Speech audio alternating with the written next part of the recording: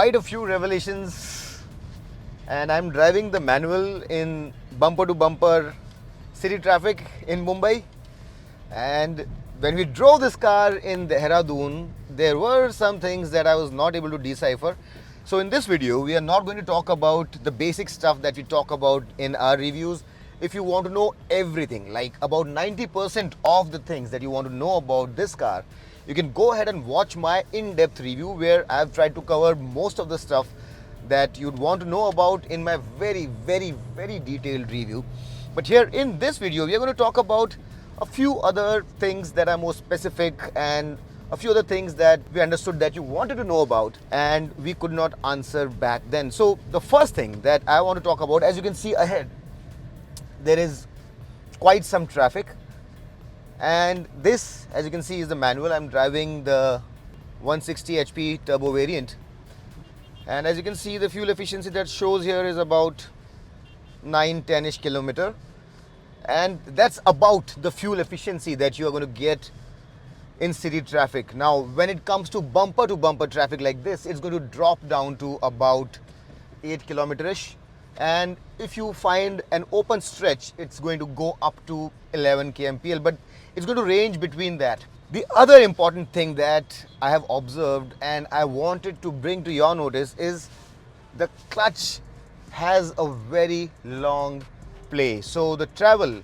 the right term is the travel. So the travel is very long, and it takes getting used to engage it at the right point. So for now, as you can see, we are in bumper to bumper traffic, so I cannot shift gears. I'll essentially have to keep the car in first gear, and then I'll have to accelerate and decelerate. Sometimes I'll have to modulate the clutch as well, and modulating and exactly knowing where the bite is a little bit tricky, and it will take not just a little but quite a lot of getting used to.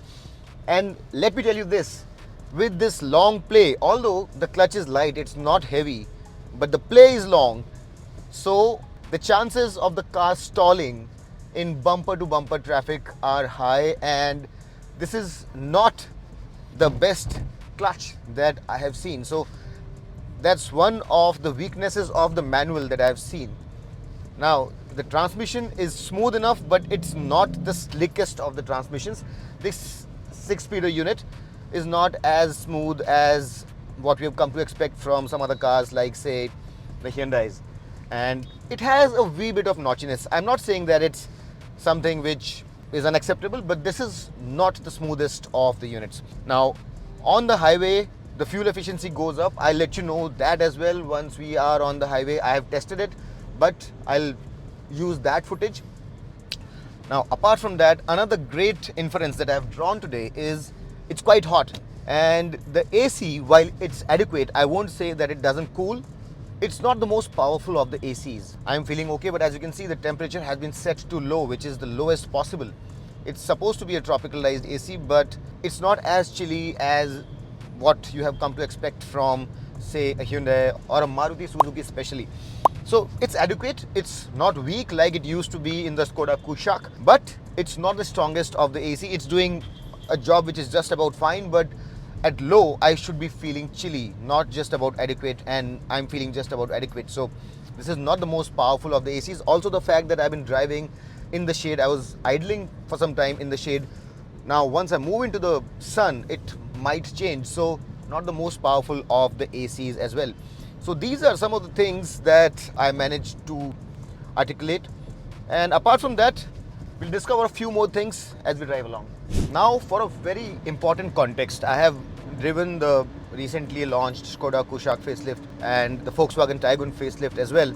And it's important to put things in perspective. A lot of people said that the new Duster is possibly the new best driver's car in the segment. Now it has a very strong case for that title. It is indeed a very good car to drive. However, I'll tell you the strong points as well as the not so strong points of the car when it comes purely to the fun to drive aspect. The first thing, I think this steering is nice. It feels good. It's got good weight to it. However, there still is some degree of artificial weight to it. And right at the dead center, it does not feel as neutral, as natural as the Skoda Kushaq or the Tiguan. And since I've driven the two cars very recently, the memories are very fresh in my mind. So I'm not saying that this is not nice. This is very nice indeed, one of the best steering wheels in the segment, but still not as neutral. It has better weight. So if you prefer heavier weight to the neutrality, which I prefer, then you can go with this car. But if you want a very true steering, then the Czech/German cars have a slight advantage. Where it really excels is the ride quality, and that's where it outshines those two cars. And I think if you're going over bad surfaces, this specific surface of Samriddhi Highway is rather undulating, and this car is taking everything in its stride without any problem at all. And what happens generally is that you'll have this jittery kind of a behavior to be felt on the inside of the car, but here there is absolutely nothing. So this has an advantage over the other two cars in terms of the ride quality. Also, while you're sitting from behind the wheel, the feeling is that of driving a much more solid car. The bonnet feels very strong, the lines are stronger, you sit higher up, and in fact the interior also is a notch above the other two cars. It feels like it's a more premium car. I'll go ahead and say that even the quality of the plastics in certain areas is better than the other two cars. Of course, the features here are also much better than the other two cars. Just to start off, you have ADAS, you have a 2-zone AC and a lot of other things. Except for the one thing that the Kushaq has, which is the rear seat massagers. This car has a bigger size, more space and a lot more features than the two cars. So, well, if someone had to ask me as to which of the three cars is the best outright driver's car, my inclination would still be towards the other two cars for a purist, but it comes very, very close and it outclasses those cars in terms of the ride quality and the solid feel. It feels more SUV-ish. So both have their pros and cons, but it's a very good balance unless you are like a purist. Alright, so now as you can see, I have reset the fuel efficiency figure and we have just crossed a toll plaza, and this here is a rather unobstructed highway, the Samriddhi Highway. I put the car in the 6th and we'll be driving around 90, 100 within the permissible limits, and we'll just see what kind of fuel efficiency we'll get, and that essentially would be the maximum fuel efficiency that you'll get on the highway with the AC blasting on. As you can see, it is still on low and we are comfortable. It's not that we are not comfortable again, but the cabin is not chilling. So we'll be able to see what the fuel efficiency figure is like by the end of this stretch, which ideally would be about 50 odd kilometers. Now we are on the highway and I'll update you with the final fuel efficiency figure in a bit. But what's more important, and a question that I wanted to answer for a lot of you, is that a lot of queries on our review have raised concerns about DCT as a technology which is suitable for India, including the DSG, and whether it can manage with the kind of hot environment, the hot weather that we have in stop-start traffic, whether it's reliable, whether it's going to blow up. And there is a difference as compared to the dual clutch transmission or the DSG that you get in the Skoda and the Volkswagen cars, the lower spec cars like the Taygun and the Kushaq. Of course, the more expensive cars, the more performance oriented Audis have a wet DSG, but those DSGs are dry type, but the DCT on this car is a wet type, which means that the clutch plates are essentially bathed in oil and it allows for better cooling. It deals with stop-start traffic better, it's more reliable, and especially in hot conditions it runs better. It's heavier though, and the downside is that since there is oil drag, it's not as lightning quick or as light as the DSG. Of course, the DSG has also been honed. I am not saying that DSG is not reliable. That system has also been honed for the Indian conditions. But inherently, when you look at the technology, the DSG on this car, while this is a manual, the DSG on this car, which comes with this turbo, is more reliable and it can cope with the stop-start traffic, uphill use and with the temperatures in a more efficient manner. So if you have any worries about the DCT on this car, basically the wet system allows you to run it in a more abusive manner, so to say. So the reliability is not all that big a problem. So guys, the fuel efficiency run is complete now and I think I am in a position to tell you what the fuel efficiency is, but there are some caveats. And as you can see here, the number that I have on the console right now is 16.6 kmpl. But like I mentioned, there are caveats. See, if I show you the distance that I have traveled over 70 kilometers, I think, which is fair. I drove for 70 kilometers with an average speed of about 90, 100, which again is fair. But I think this fuel efficiency is less. It can be more because we started from a lower altitude and we are going into the hills, which is towards Bhandardara. So this route essentially was uphill, and I think if you are driving on a highway which is flatter, it's easy to get a fuel efficiency which is 18 kmpl or even more. Also, the fact that we are driving in comfort mode is something that you need to take into account, because if you're driving in eco mode, the fuel efficiency will again be better. So from what my observation has been, if you're driving on a flat highway 90 to 100 kilometers, extracting 17-18 kmpl from this car is not a problem. If you're driving in eco, it can deliver even better fuel efficiency. The highway fuel efficiency of this car is a highlight, and it's actually quite exceptional for a car which produces segment's best power and torque. Now, the one thing that we were not able to assess when we drove this car in Dehradun was the headlight, and this is likely the best way to assess it because it's not too dark, the ambient light is still there, and the throw as well as the intensity of the light is pretty good. So the headlight of this car is also not just par for course, it's actually a lot better than a lot of other cars in the segment. So for night driving also, the Duster passes this test with flying colors. Alright guys, so one thing that a lot of people wanted to know about is whether the backseat space on this car is sufficient enough. A lot of people complain about the lack of backseat space. So now we have Himanshu with us. Himanshu is 6 feet 2, and you won't have anyone who's as tall as him. Generally speaking, 6 feet 2 is a very tall height, and I am myself I would say average or slightly above average. So I have set this seat to my driving position, which is 5'10", and let's just see how comfortable Himanshu is. So in terms of headroom, let's just see. He still has, I would say, an inch. So headroom is no problem whatsoever. And this car is, by the way, the tallest in its segment. So Himanshu, are you comfortable? Yes, it is good. So Himanshu has no problem with the headroom. And if you look at his knees as well, I would say there is still some space between the knee and the back of the front seat. Can you move your feet under the front seat? So there is enough space for the feet as well. And just stay like that, please. As you can see, there is space between the knee and the back of the front seat. It's not cramped for sure. It's not generous, yes. But Himanshu, would you say you are comfortable or you're cramped? What would you say?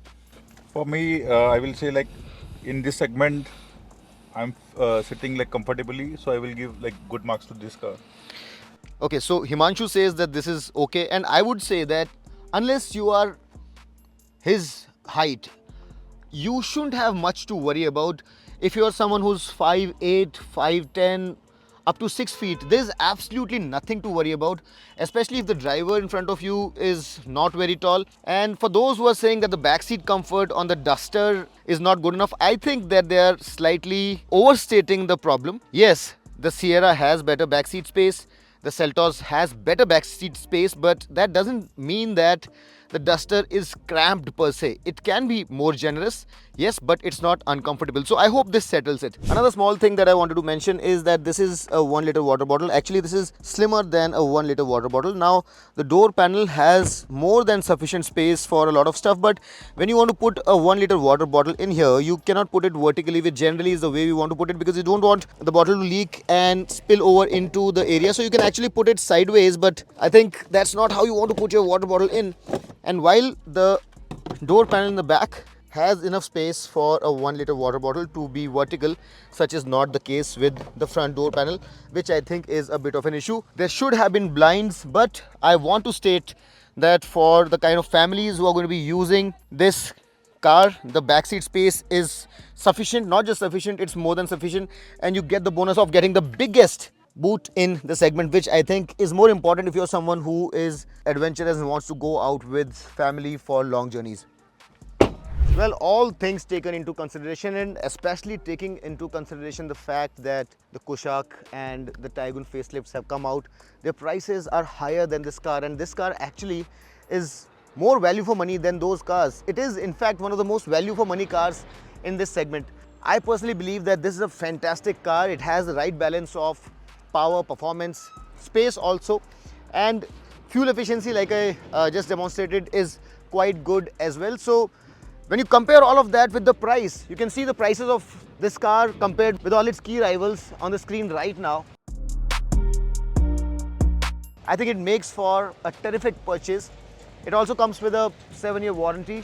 And for someone who is not overly into features, like Seltos is the segment leader, the Sierra also has good features, but this also has everything that you need and all the extras that you probably just want. You don't need them. It's a very sensible car. I love driving it. And for those of you who are looking for a nice, rugged, well-built car in this segment, you can definitely go ahead and buy this one. At least go and take a test drive, because it actually is a very, very well-rounded product.